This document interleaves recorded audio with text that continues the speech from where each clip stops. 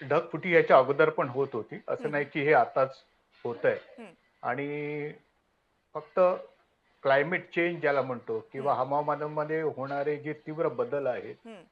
तर तापमान वाढीमुळे सर्वसाधारणतः हवेची आर्द्रता शोषून घेण्याची क्षमता खूप वाढते. ओके. म्हणजे 1 डिग्री तापमानामुळे जवळ-जवळ 6 ते 7 पट आर्द्रता ते जास्त शोषून घेऊ शकतं. हं, आणि त्याच्यामुळे मग निर्माण होणारे जे ढग आहेत, हं. त्याच्यामध्ये तशाच प्रमाणामध्ये मोठ्या पावसाची शक्यता निर्माण होते. ओके. अर्थात एक इथे माझ्या सर्व श्रोत्यांना मी सांगू इच्छितो अतिशय विनम्रपणे, हं, की बऱ्याचदा ढगफुटी किंवा ज्याला आपण क्लाउड बर्स्ट म्हणतो, हा थोडासा लूजली किंवा सैलपणे हं. वापरण्यात येणारा शब्द आहे असं माझं मत आहे. बऱ्याचदा ढगफुटी ती नसते. बऱ्याचदा तो एक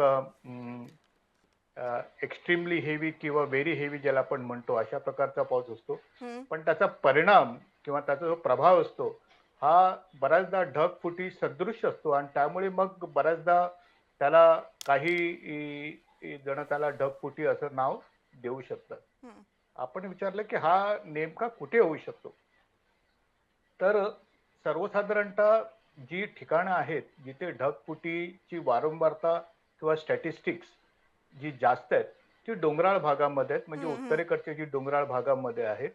तर त्या ठिकाणी अशा प्रकारची अ, अ, ढगफुटी होऊ शकते, ज्याला आपण क्लाउड बर्स्ट म्हणतो. हं, ढगफुटीचे 2 महत्त्वाची कारणं असतात.